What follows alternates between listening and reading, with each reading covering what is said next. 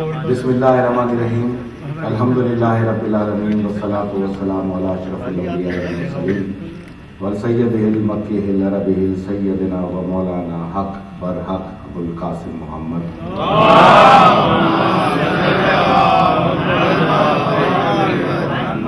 وعلى آل بیتہ الطیبین الطاہرین المعصومین المظلومین اما بعد فقد قال اللہ تعالی فی کتاب المبین.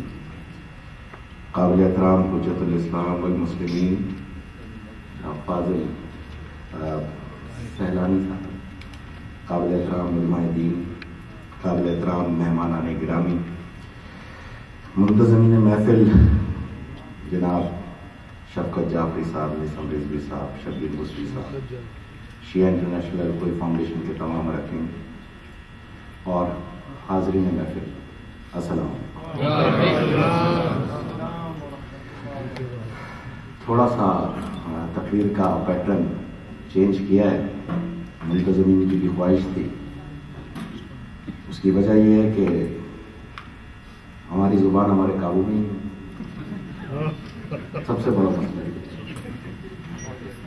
اگر زبان کو قابو میں نہ لائیں تو ملک سے ڈپورٹ ہوتے ہیں، اور جہاں آپ بلوانا چاہتے ہیں وہاں دنیا سے ڈپورٹ ہوتے ہیں. یہ دو فرق.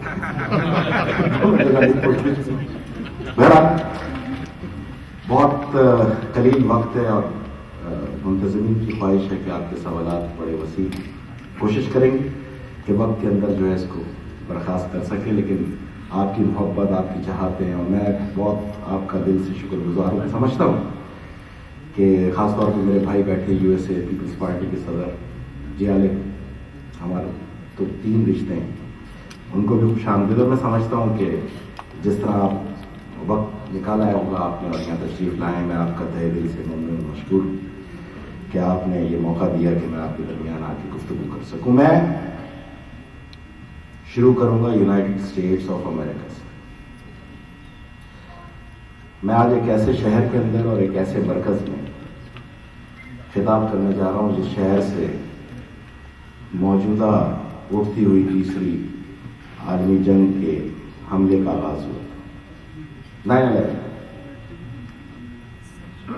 میں نے یہ واشنگٹن میں بھی کہا تھا کہ علماء دین موجود ہیں اور ہم نے سیکھا ہے ان سے یہی کہ جو چیز اعلان کے ساتھ ہو وہ جہاد ہوتا ہے، اور جو بغیر اعلان کے ہو وہ فساد ہوتا ہے.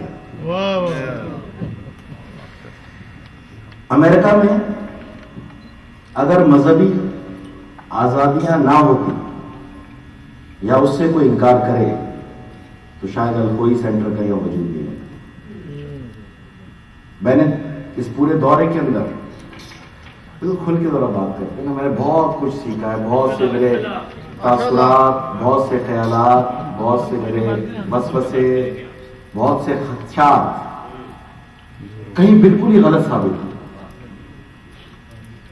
اور میں حیران رہ گیا جب شبیر موسوی صاحب نے مجھے واشنگٹن کا دورہ کرایا، کیونکہ میں آپ کو بتاؤں یہ میرا دورہ جو ہے وہ 3 نوعیت کا ہے. ایک میں آپ کو یہاں بتا کے جا رہا ہوں، دوسرا میں آپ کو اگر مجھ پر پابندی ہٹ گئی تو میں ٹیلی ویژن پہ بتاؤں گا، اور تیسرا صرف آپ کو وہ پیغام دینا ہے. میں آپ سے قطعاً یہ نہیں کہوں گا کہ آپ میرے سے متفق ہوں، لیکن میری یہ خواہش ہوگی کہ جو باتیں میں آپ کے درمیان کروں آج رات اس پہ غور کیجیے. اگر آپ کو سمجھ میں آئے تو پھر اس کو آواز بنائیے. دنیا کی جتنی بھی تحریکیں، جتنی بھی صورتحال ہے وہ آواز سے بالکل متفق ہوتی ہے. میں بہت حیران ہوا جس وقت میں نے واشنگٹن کا دورہ کیا. اس میں کسی کو کوئی شک نہیں ہونا چاہیے کہ عیسائیت اس ملک کا اکثریتی مذہب ہے. اس ملک کے منتخب صدور، سینیٹرز، کانگریس میں، لوکل باڈیز الیکٹڈ ممبران، یہاں تک کہ جب آپ یہاں کی شریعت لیتے ہیں تو آپ تک بائبل میں ہاتھ رکھ کر حلف ہوگا.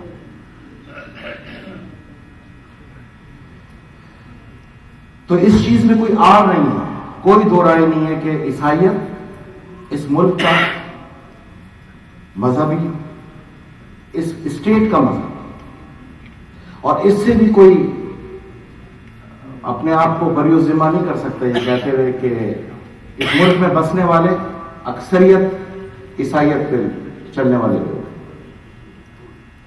اور میری حیرت کی انتہا نہیں رہی جب میں نے اس ملک کے اندر میری گفتگو جو ہے وہ آزادی اظہار پہ مبنی ہے, آزادی مذہب پہ مبنی ہے. اور میں آپ سے کہہ رہا ہوں کہ میرے بہت سے خدشات, بہت سے سوالات غلط ثابت ہوئے اور بہت سی چیزیں میں نے ایسے سیکھی, اور میرا یہ کام ہے کہ میں پوری دنیا کے اندر کسی کی اچھائیت کی تعریف بھی کروں. ساری زندگی ہم لوگوں نے تنقید کا نشانہ بنایا لوگوں کو, لیکن تعمیری چیزوں کو ہم نے پس پش ڈال دی.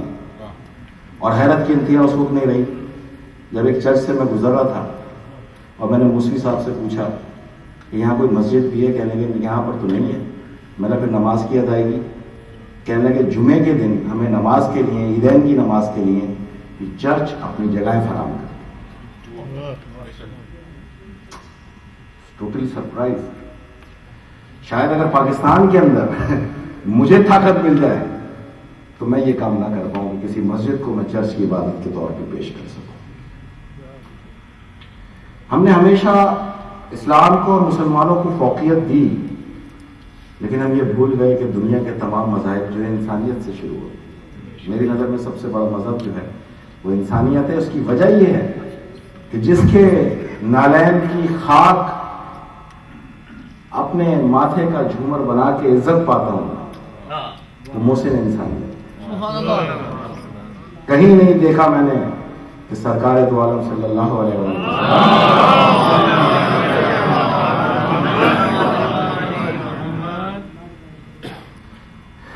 اسلام کے روح پرور محسن انسانیت ہیں.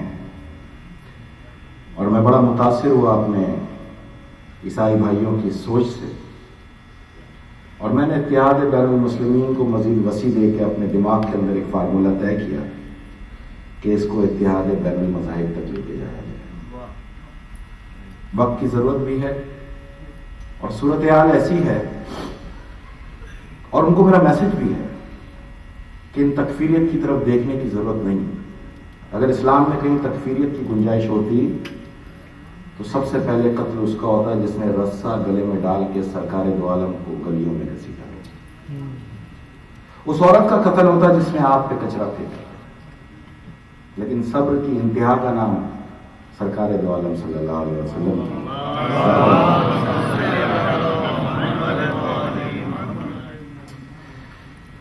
میں مختلف ہوٹلز میں نے قیام کیا, 6 اسٹیٹس کے اندر 14 دن, بہت طویل فاصلے, بہت طویل سفر.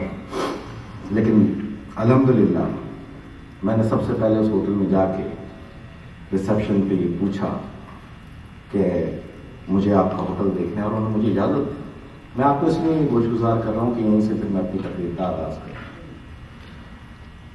میں اس ہوٹلز کے اندر تلاش کر رہا تھا کوئی چرچ. امریکہ کے اندر آ کے تو چرچ ہی ڈھونڈے گا نا. یہی ذہن میں ہوگا فیصل آبادی کے کہ نماز تو کہیں باہر اس پہ گھاس پہ پڑھنی پڑے گی, یا تو چرچ ہو یا شاید کوئی مسجد یا گردوارا یا مندر. تو میں نے ریسیپشن پہ پوچھا کہ مجھے اگر نماز کی ادائیگی کرنی ہو تو کیا کرنا پڑے گا. تو اس کا لفظ تھا کہ رائٹ پہ ایک ہولی روم ہے,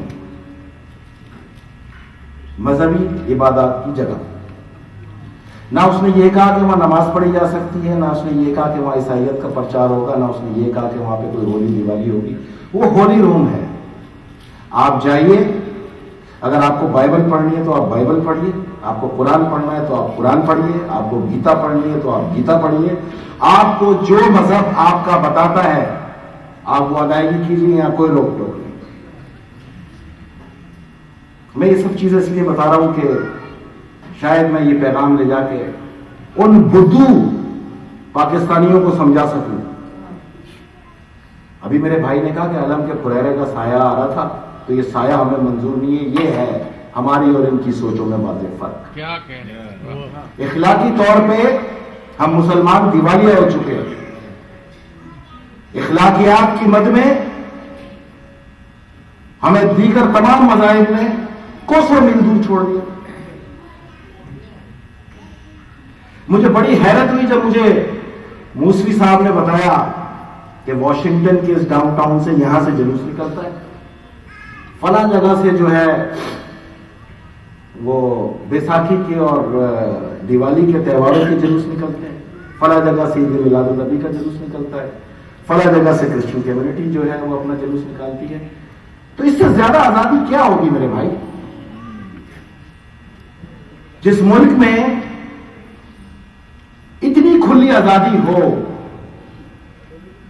اور دوسرا، میں خراج تحسین پیش کروں گا ان تمام مذاہب کے لوگوں کو جنہوں نے حالیہ شام کی جنگ کے خلاف مظاہرے کر کے عددی برتری میں مسلمانوں کو مار دے دی.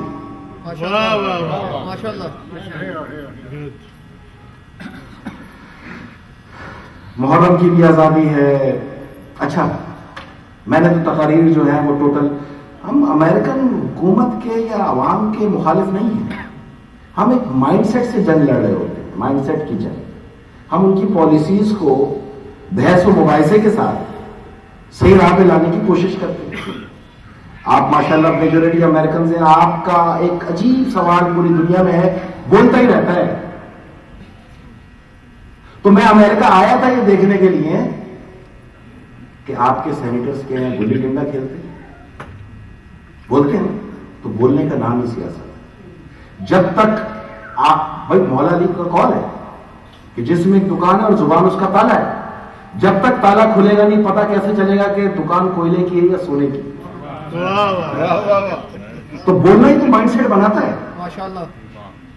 جب مائنڈ سیٹ بنتے ہیں وہیں پر الجھاؤ پیدا ہوتے ہیں اور سلجھاؤ بھی پیدا ہوتے ہیں، وہیں سے راستے نکلتے ہیں. دنیا میں کوئی بھی مذہب جنگ نہیں چاہتا، دنیا میں کوئی بھی مذہب انسانیت کی تذلیل نہیں چاہتا، دنیا میں کوئی بھی مذہب کسی انسان کو دوسرے انسان پہ فوقیت نہیں دلاتا، دنیا میں کوئی بھی مذہب یہ اجازت نہیں دیتا کہ آپ رائج کرو اپنی سوچ کسی اور کی سوچ پہ، علاوہ اس دنیا میں بسنے والے تکفیریت کی.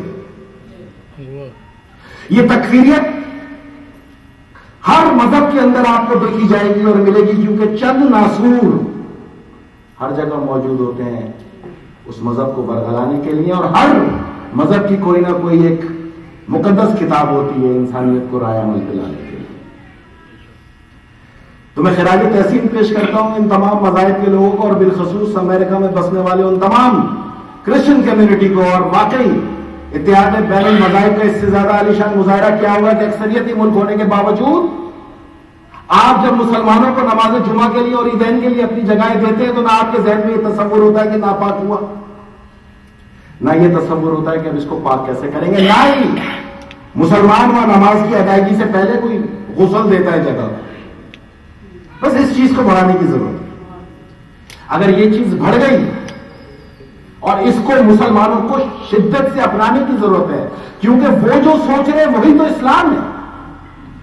جو آپ سوچ رہے ہیں اس کا اسلام سے تعلق نہیں ہے. ہر ایک کو آزادی ہونی چاہیے اس کے مذہب کی ادائیگی کے لیے. میں نے اتنی تقاریر کی اور مجھے یہ کہنے میں کوئی حرج نہیں ہے کہ مجھے 1 انچ بھی کسی نے غضب نہیں پہنچائی اس پورے دورے کے. تو اظہار رائے کی بھی آزادی ہے. یہ اور بات ہے کہ آپ لوگ اس آزادی سے مستفید ہیں.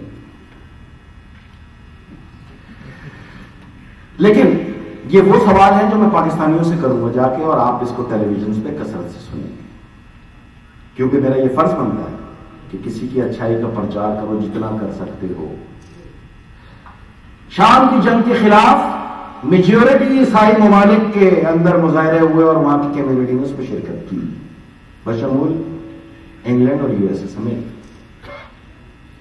دنیا میں یہ چیز رائج ہو گئی کہ جنگ کو کوئی پسند نہیں کرتا، اور جس چیز کو مسلط کیا جائے وہ جنگ نہیں ہوتی، وہ ظلم ہوتا ہے، اور جہاں ظلم ہوتا ہے وہیں پہ انقلاب ہوتا ہے.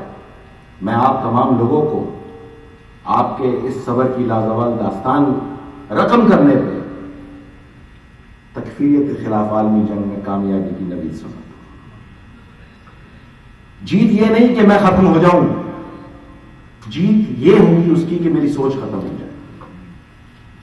جیت یہ نہیں کہ میں اسلحہ گولہ بارود چلا کے لوگوں کو تباہ و برباد کر دوں.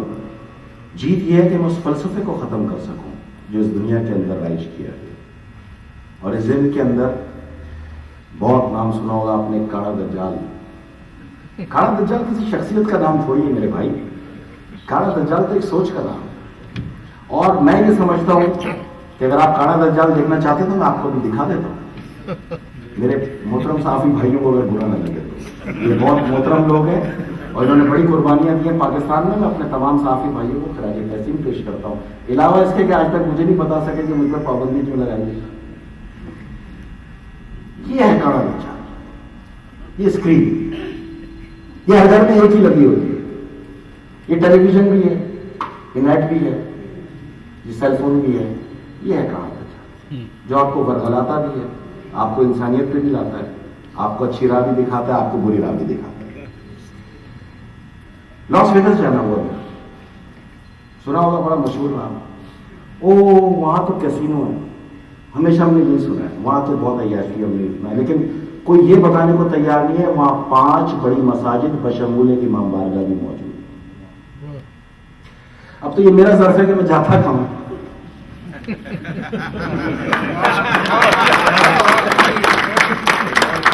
بہت نہیں ہو گیا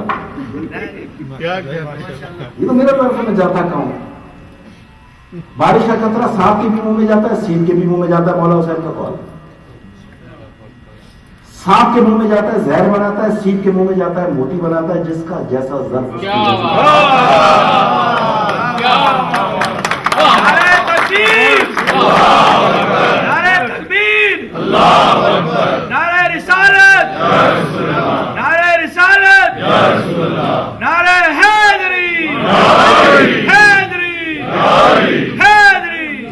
جنگ ہماری جاری ہے,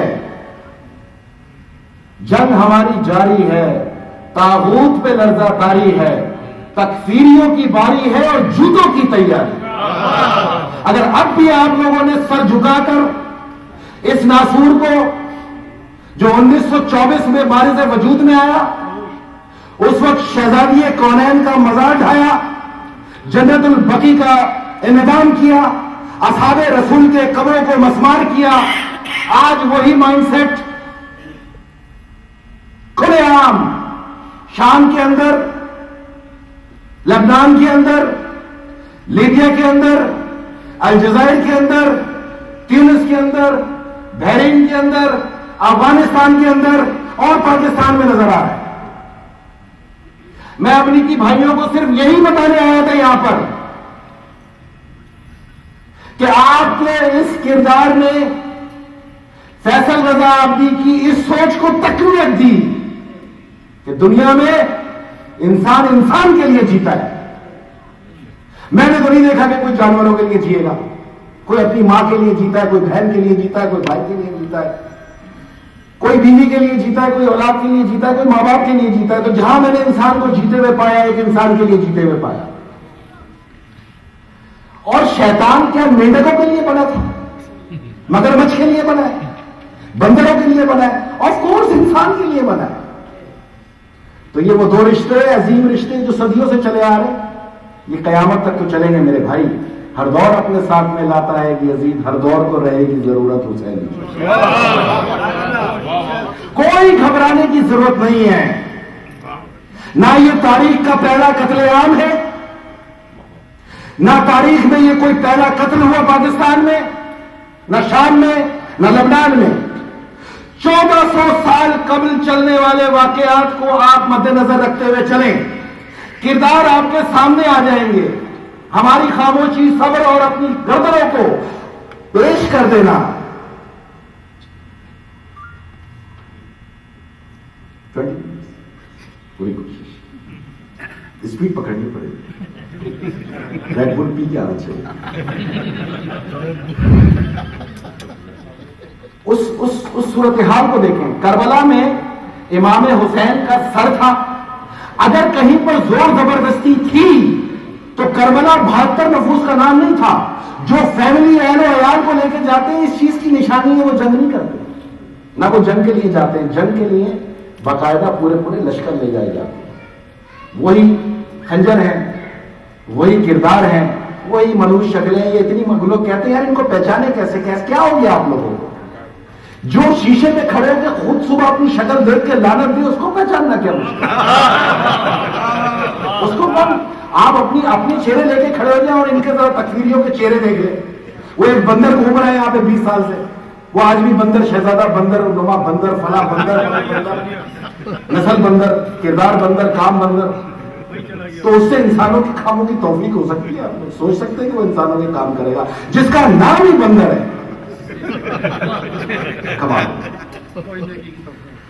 وہی کردار ہے یہ، وہی شکلیں ہیں، وہی اجداد ہیں ان کے، وہی نسلیں ہیں، اور آپ کے بھی وہی کردار ہیں، وہی احکامات ہیں، وہی ویسے ہی علماء دین ہیں، ویسے ہی صبر کی داستانیں ہیں، ویسے ہی اپنی گردنوں کو پیش کر دینا ہے، اور گردنیں پیش کرنے کے بعد جو تاثرات جیتا ہے اس قیام کا نام کربلا ہے. میں کچھ سوالوں کا متلاشیوں کے میں نے ٹائم کا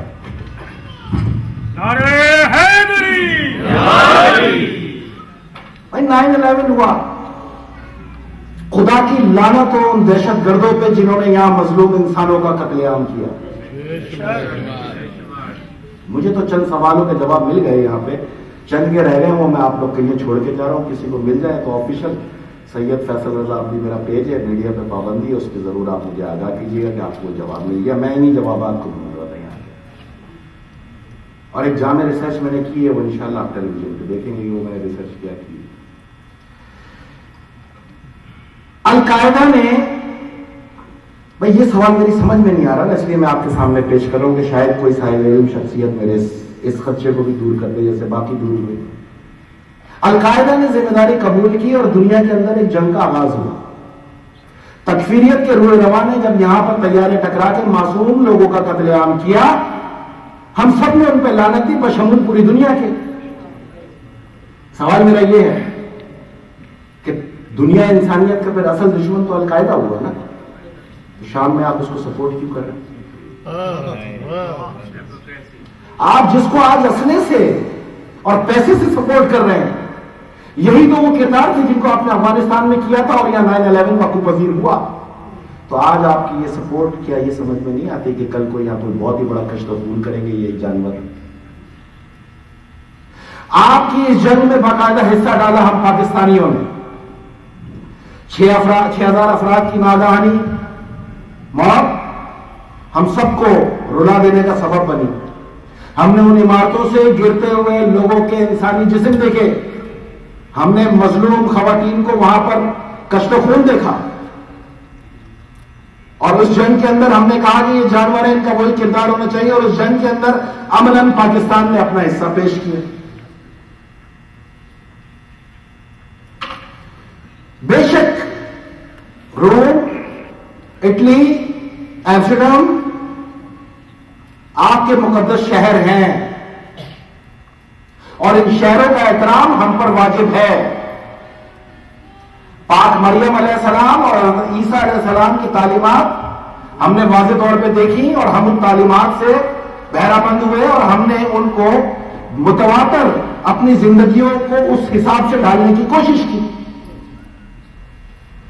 لیکن آپ کو صرف یہ بتانے آیا ہوں کہ آپ جن دہشت گردوں پہ اعتماد کر رہے ہیں وہ جس کردار کا حصہ ہے، وہاں دربار یزید ہے، جو شخصیت یزید کو اس کے دربار میں شکست دے اس شخصیت کا نام سیدہ زینب ہے،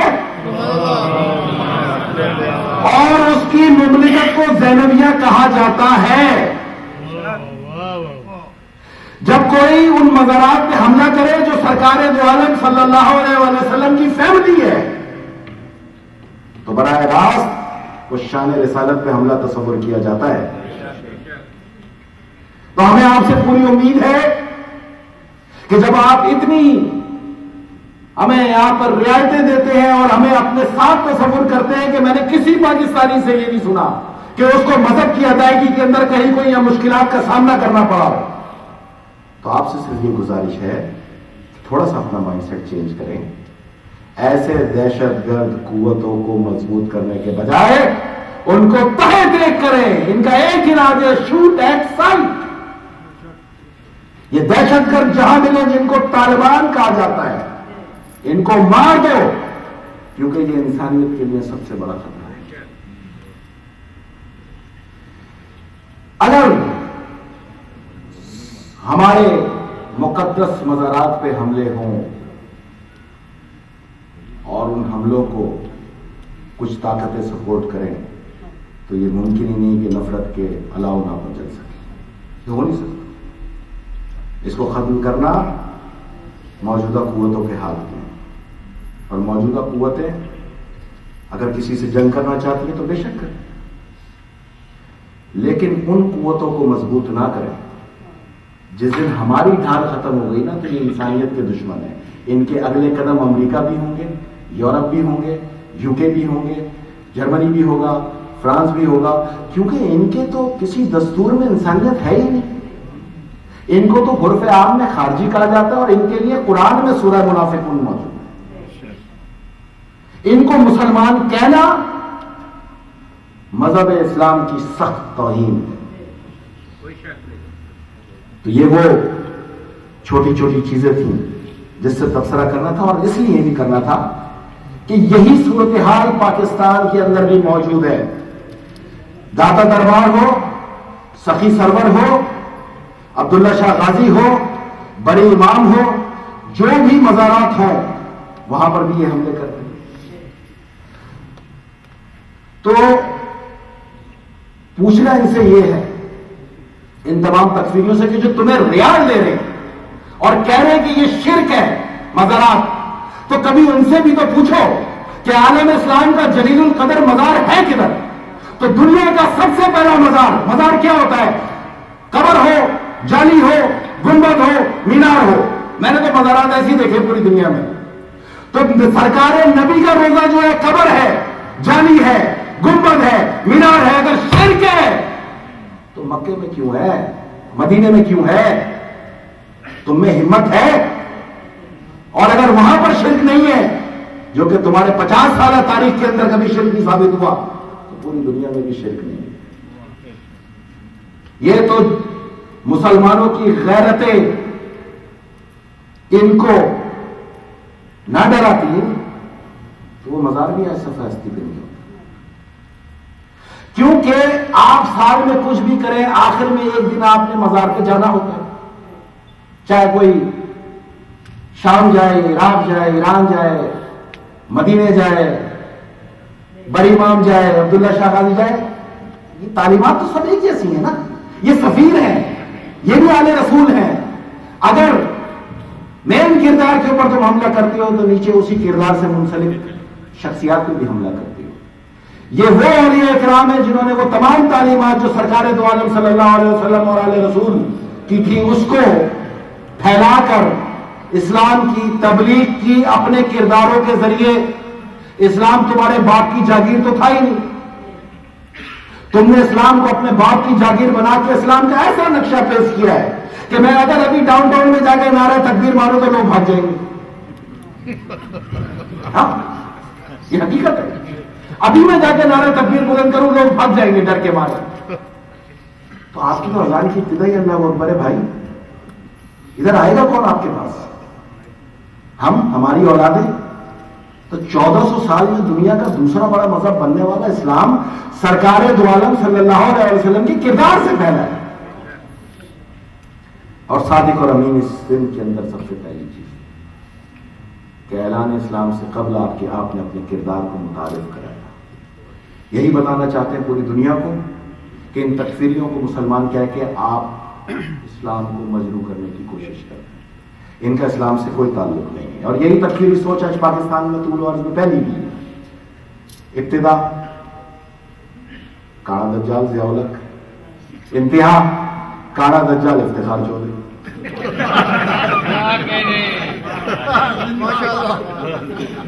سوچ ہے نا، سوچ وہی سوچ، یہ سوچ ہے. اور اگر دنیا یہ سمجھتی ہے کہ ان باغیوں کے مسلسل ٹولے جو شام جا رہے لڑنے کے لیے، ان سے کسی سنی یا شیعہ کو دیکھیں، یہ شیعہ اور سنی کے فرق سے اب آپ کو باہر آنا پڑے گا. یہ درودی فورس ہے، کہ ان کا نام نیا فرقہ وجود میں لائے فوری طور پہ تمام علماء اکرام، جس کا نام ہو عاشقان رسول، اور درودیوں کا مقابلہ ہو رہا ہے بارودیوں سے۔ کسی نے کہا کہ اہل سنت آواز اٹھا رہے، کیا باتیں کر رہے ہیں آپ لوگ، آواز اٹھا رہے؟ اہل سنت مکمل قربانیاں دے رہے ہیں۔ صاحبزادہ فضل کریم، مولانا سرفراز نعیمی، عباس قادری، سلیم قادری سمیت ہزاروں علماء اہل سنت نے اس تکفیریت کے خلاف آواز اٹھائی اور جام شہادت نوش کر کے اپنے آپ کو اس دور کا عاشق رسول ثابت کیا۔ ہاں، ہمارا حصہ زیادہ ہے، ہم ہاٹ کیک ہیں، ہمیں پسندیدگی کے ساتھ قتل کیا جاتا ہے کہ جنت ملے گی۔ تو ان کو میں بتا دوں، خلیفہ دوئم کے صاحبزادے امام حسین کے ساتھ کھیل رہے تھے، غصہ آ گیا، کہا چپ کر، تو ہمارے غلاموں کی والا۔ والد کے پاس گئے، کہا آپ تو خلیفہ ہیں، حسین نے یہ کہا ہے۔ حضرت عمر فاروق فوراً اپنے گھر کے اندر گئے اور ایک کاغذ اٹھا کے کہا اس پہ حسین سے لکھوا دو، یہ میری جنت کی سند ہے۔ اور میرے بھائی، دنیا میں آخر میں دو ہی جگہ ہیں، یا جنت ہے یا جہنم میں، تمام مذاہب میں یہی پڑھا ہے، تو جس جنت کی سند حسین دے اس کے آل کے روزوں کو جو تم مسمار کر رہے ہو، اب مان لو ٹکرے تم نے جتنی زمین پہ مانی، جتنے تم نے سجدے کرنے کر لو، سند حسین کی۔ اس بارودی ٹولے نے پاکستان میں کشت و خون برپا کیا، اور میری نظر میں اس بارودی سوچ کا پاکستان میں سب سے پہلا شکار تھا شہید بھٹو، جس کے بعد وہ کانا دجال پاکستان میں رول ہے۔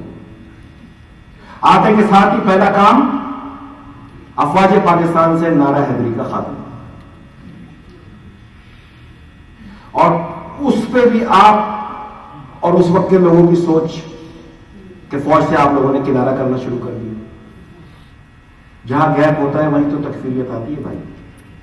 اس سوچ نے وہاں پہ غلبہ پایا،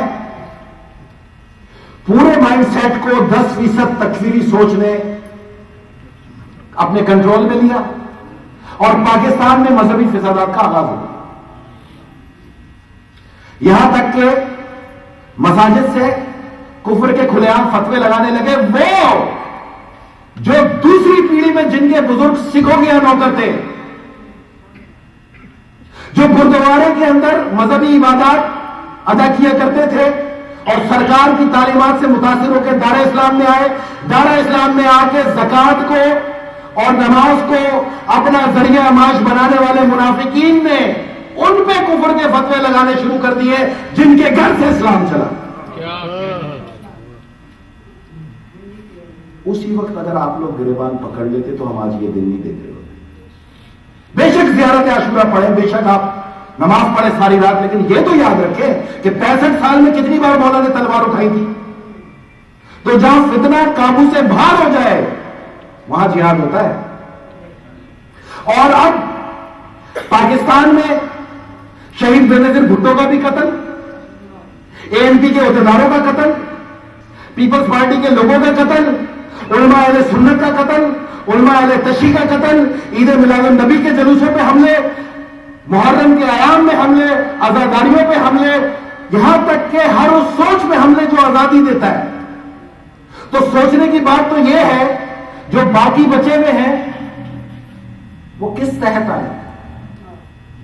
یہ ساری چیزیں شام میں، عراق میں، لبنان میں، فلسطین میں، افغانستان میں، پاکستان میں نظر آ رہی ہے۔ کبھی سنا کہ یہ دبئی میں ہے، کبھی سنا کہ یہ سعودی عرب میں ہے، کبھی سنا آپ نے کہ یہ کویت میں ہے، کبھی سنا آپ نے کہ یہ مسقط میں ہے۔ کھلے عام نظام زندگی۔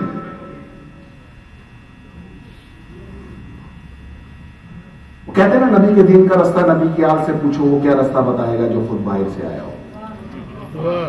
یہ سوچ ہی میں آپ کو صرف بتانے آیا ہوں کہ اب دنیا میں اس سے زیادہ آپ لوگوں کو کیا توقع ہے کہ اب آپ اور جاننا چاہیں گے کہ مروانے والے کون ہیں اور مارنے والے کون ہیں۔ پوچھو جس مومن کو کراچی میں किसको दिया? बल्ला। आपने वोट किसको दिया? बल्ले को। आपने वोट किसको दिया? बल्ले को। तो अब बल्ले का गिरेबान पकड़ो ना यार इस कत्लेआम में। अब भी अगर आप ये चाहें कि मुझ जैसा आके हमेशा लड़ता रहे, जो 5 साल से लड़ रहा है और जिनको आप वोट दे के आए, क्या आप भूल गए थे कि तालिबान खुलेआम कह रहे थे कि अगर पीपल्स पार्टी एमपीएम एमपी को जिसने वोट किया उसमें धमाके करेंगे, वोट दे रहे हैं तो बल्ले को दो, शेर को दो, जमात इस्लामी को दो, नून को दो, इंसाफ को दो, उसको कुछ नहीं कहेंगे, और फिर भी आप उसको वोट दें, तो ये आप सब इस कत्ल के जिम्मेदार हैं। माशाल्लाह।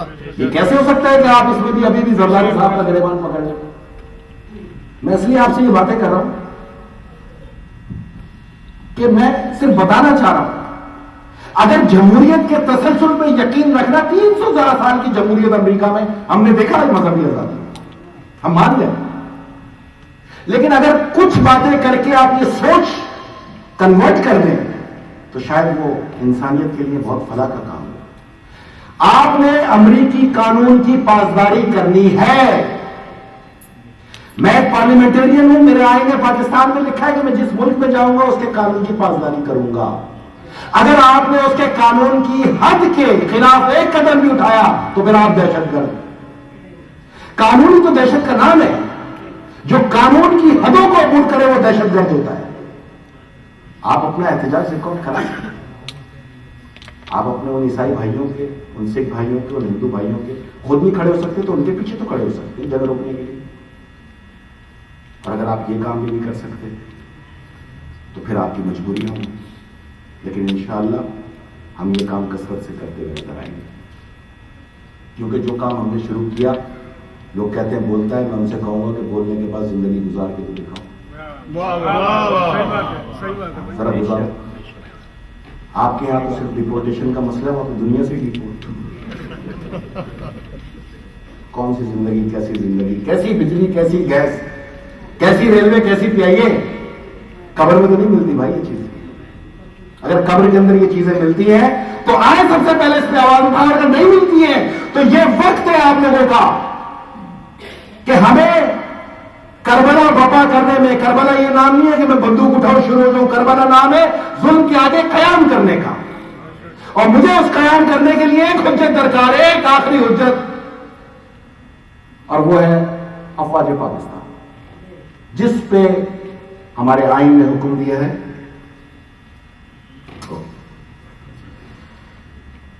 कि हम अपनी अफवाज पे पूरा यकीन रखें, वो हमारी हिफाजत करेगी। जब तक हमारी अफवाज इन दहशतगर्दों के खिलाफ ऑपरेशन का आगाज नहीं करती, हम बंदूक नहीं उठाएंगे, हम सब्र से ये गर्दनें देते रहेंगे। आप लोग बिल्कुल बेफिक्र रहें, कोई जरूरत नहीं है आपको पाकिस्तान में किसी की इमदाद करने की, आप हमें भिखारी ना बनाएं। मैंने एलए में सुना, मैंने ह्यूस्टन में सुना कि हमने फला फैमिली को यहां से इमदाद भेजते, ना इमदाद ना भेजे, इमदाद जब तक भेजनी है भेजें, लेकिन जहन में ये रखें कि वहां से एक फर्द किसी तरह यहां लाके अप्लाई कराएं ताकि वो अपने खानदान को पाल सके, उनको हुनरमंद बनाएं। और अल्हम्दुलिल्लाह अभी बहुत जान है पाकिस्तान के बेटों में, अपने ये हमारे बुजुर्गों का बनाया हुआ मुल्क है, कायदे आज़म मोहम्मद अली जिन्ना, राजा साहब महमूदाबाद और अबुल हसन असवानी जैसे बुजुर्गों का बनाया हुआ मुल्क, और इंशाअल्लाह ताला ये मुल्क हमने बनाया था, ये मुल्क हम बचाएंगे। गुजारिश आप तमाम अमेरिकन से ही करनी है। मुझे अभी कार में कह रहे थे कि आपको भी आखिरी दिन में आना होगा, मैंने उनसे कहा बेफिक्र हो, मैं नहीं आऊँ। हम तो यहाँ 98 में आए थे, जब आप आए थे हम यहाँ बसे नहीं, हम अपने मुल्क में बसे। हम तो वहाँ पे हमारे पास दो रास्ते हैं, या तो अपने मुल्क को इंशाअल्लाह इन दहशतगर्दों से आज़ाद कराएंगे या वादी हुसैन कब्रिस्तान में। हम इधर नहीं है। उसकी वजह यह है कि अगर सभी इधर आ गए तो फिर वहाँ लड़ेगा कौन? बहुत अच्छी जिंदगी है यहाँ पे, अल्लाह आप लोगों को ये जिंदगी मुबारक करे, बड़ा सुकून है। मैंने बहुत वॉक की है, मैं यहाँ पर आके मैंने जिंदगी की सांसें ली। 4 साल बरकरार जिंदगी गुजारने के बाद जब मैंने यहाँ खुली फिजा में वॉक की, मैंने शुक्र किया अल्लाह ताला का। तो ये आप लोगों को बस यही गुजारिश करनी थी, और पूछना ये है कि हमें कोई जरूरत नहीं है भीख मांगने की मेरे भाई। हम जो कर्ज लेते हैं बाकायदा सूद के साथ वापस करते हैं, कोई भिखारी ना समझे हमें, और सूद भी बड़ा तगड़ा सूद देते हैं हम। अगर सिर्फ ये पूछ लिया जाए, मैं अपने अमेरिकी भाइयों से ये पूछना चाहता हूं, क्या तुर्की को आपने गैस के अंदर वेवर दे दिया, चाइना को वेवर है, रशिया को वेवर है, इंडिया को वेवर है, यार पाकिस्तान के लिए पाबंदी क्यों है भाई? हमारा मुल्क तो गैस को ज्यादा से ज्यादा यूटिलाइज कर रहा है। हमारे एनर्जी क्राइसिस की वजह यह है कि हमें जब नवाज शरीफ आता है सऊदियों से तेल आ जाता है 1 लाख बैरल, जब जरदारी साहब आते तेल रुक जाता है। चलो हम वहां के कहने पे कतर से गैस ले लेते हैं, उस कीमत पे दिला दो जिस कीमत पे ईरान दे रहा, हम भी ले लेंगे। और वहां पर भी हम डॉलर के बजाय गंदुम देंगे, गंदुम। यह नहीं हो सकता कि $11 MMBTU की गैस हम कतर से जाकर $18 में ले और कैश डॉलर दे। ये तो जुल्म है। इस जुल्म पे तो बात की जा सकती है। क्यों गवादर पोर्ट हम नहीं बना सकते? दुनिया में पोर्ट्स बनती हैं। अगर ये 2 प्रोजेक्ट पाकिस्तान के बन जाए, मैं आपको कसम खा के कहता हूं इस तकदीरियत का खात्मा होने के बाद, और ये 2 प्रोजेक्ट के बाद मैं कराची एयरपोर्ट पे आप सबका इस्तकबाल करूंगा, क्योंकि आपके लिए आइडियल जगह पाकिस्तान हो। और इंशाल्लाह मैं वो दिन देख रहा हूं, क्योंकि आप लोग ये तसव्वुर करें कि पाकिस्तान का नुकसान कितना है। इंजीनियर्स, डॉक्टर्स, पैरामेडिक्स, बिजनेसमैन सब पाकिस्तान से भाग रहे बशमूल अपने सरमाए को लेके। मुझे पता चला 5 लाख पाकिस्तानियों ने 1.5 साल में हिजरत की अमेरिका के अंदर, 3 लाख ह्यूस्टन में बसे, 50,000 न्यूयॉर्क में आए। ये वो कीमती सरमाया चला गया मेरे मुल्क का। वहां पे कौन रह गया? Rashid कंटुट्टा, Faheem commando, Siraj daily. ये मेरे मुल्क का नुकसान है भाई। इस नुकसान को बचाने के लिए आवाज बुलंद कर रहे हैं। आप लोग देर कर रहे हैं। मैं 4.5 साल से जो चीजें बता रहा हूं, आज वो वकूफ पजीर हो रही है। उस वक्त मुझे कहा जाता था कैसा पागल है, अलीबाग से क्या बातें कर रहा है। आज पूरा पाकिस्तान वही बातें कर रहा है। ये हमारे माइंडसेट की जीत हुई है। हमने अपने लोगों को हथियार ना उठा के ये तारीख के ऊपर सबसे बड़ा एहसान किया है। क्योंकि अगर हम भी पाकिस्तान में हथियार उठा लेते तो आज शाम होता, तारीखी होती, वहां पर जंगो फिसाद होता, और जुल्म में और मजलूम में फर्क कैसे पता चलता। तो कोई जरूरत नहीं आपको घबराने की। अल्हम्दुलिल्लाह जब तक एक भी पाकिस्तानी जिंदा है और ये पूरी दुनिया कौम आलम जान ले कि हम ढाल हैं तकफीरियत, इंसानियत और जालिमों के बीच के अंदर। 81,000 लाशों को अहमियत दी जाए पाकिस्तान के। पख्तून भी है, हजारा भी है, गिलगित भी है, पंजाबी भी है, सिंधी भी है, बलोच भी है, उर्दू स्पीकिंग भी है, काठियावाड़ी भी है, मालवाड़ी भी है। जब बम चलता है तो ना किसी का मसलक पूछता है, ना किसी का मजहब, ना किसी की जात, ना किसी की कुनियत। बम चलता है सिर्फ पाकिस्तानियों को मारने के लिए, शाम में शामियों को मारने के लिए, बहरीन में गोलियां चलाने के लिए। 2 वाज़े कानून आपके सामने आ गए। अगर आप इसका प्रचार ना कर सके तो ये दुनिया की सबसे बड़ी तल्ख हकीकत होगी। बहरीन जहां पे कानून आपको इजाजत नहीं देता, आज भी आपने बंदूक नहीं उठाई, और वहां पे खलीफा की तरफ से चलाई जाने वाली गोलियों में आप लाशें उठा के आज भी मजलूम है।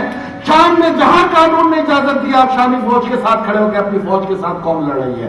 इंशाअल्लाह पाकिस्तान में जिस दिन कानून ने इजाजत दी और ये देख लिया कि ये ताकतवर फोर्सेस आपकी अफवाह से ज्यादा मजबूत है, उस दिन कयाम करेंगे, उसका नाम करबला होगी। उसके बाद या तुम नहीं या फिर हम नहीं। जिंदाबाद। करता था जिसका बाप भी खुद उसका एहतराम, और बाप भी वो जिस पे नबूवत हुई तमाम। वो माज़र हसनैन, वो ज़रा नेक नाम, जिब्रील जिसके दर पे सलामी था सुबह शाम। उम्मत ने क्या गजब मेरे सरकार कर दिया, उसका निशाने कब्र ही मसमार कर दिया। तारीख में ना ये 1924 है, ना आज आशिकाने रसूल की इतनी किल्लत है। अगर किसी ने ज़ैनबिया की तरफ आंख उठाई, मैं आलम अक़वाम को बता दूं ये आलमी जंग होगी।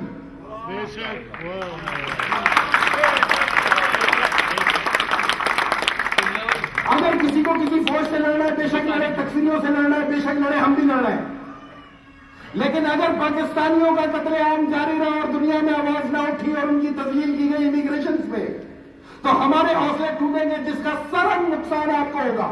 अगर हमारी ढाल टूट गई तो ये दुनिया के जानवर, ये फैक्ट्रियां जो हमारे मुल्क में ये तकफीरियत को, वबाल को पाल रही है, जो आप ही की किसी दौर के अंदर मैन्युफैक्चरिंग फैक्ट्रियां, ये दुनिया में निकलेंगी और ताहो बर्बाद कर देंगी।